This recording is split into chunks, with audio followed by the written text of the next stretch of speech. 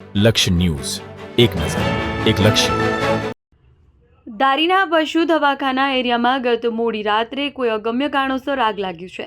રહેણાંક વિસ્તારમાં આગ લાગવાની ઘટનાની જાણ થતાં સામાજિક સંસ્થાના આગેવાન પરેશભાઈ પટણી, ધારી પોલીસ તેમજ નગરપાલિકાની ટીમ તાત્કાલિક ઘટના સ્થળે પહોંચી હતી.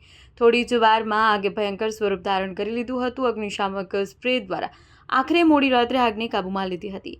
આગમાં કોઈ જાનહાનિ થયેલ નથી. અહીં ઉલ્લેખનીય છે કે ધારી નગરપાલિકા હોવા છતાં ફાયર ફાઇટર સુવિધા નથી. ધારી ગ્રામજનોની બસ એક જ માંગ છે કે તાત્કાલિક અસરથી ધારી નગરપાલિકાને ફાયર ફાઇટર ફાળવે, જેથી ભવિષ્યમાં આગના મોટા બનાવોને અટકાવી શકાય. રિપોર્ટર ચીનુભાઈ લલિયા. ધારી એક પશુ દવાખાના વિસ્તારમાં ગઈકાલે રાતે 12 વાગે આગજનીનો બનાવ બનેલ.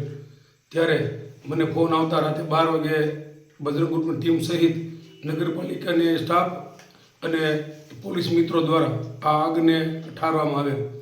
ધારી ગામમાં આ આગનો બનાવ 4 થી 5 વાર બનવા પામેલ છે. ત્યારે ધારી નગરપાલિકાને તાત્કાલિક ફાયર ફાઈટર ફાળવવામાં આવે, કેમ કે અત્યાર સુધી જે કંઈ આગ લાગીને એમાં કોઈ જાનહાની કે મોટી નુકસાની થયેલ નથી. ત્યારે તાત્કાલિક ધોરણે ફાયર ફાઈટર ફાળવવા માટે અમે ધારાસભ્યશ્રીને રજૂઆત કરેલ છે.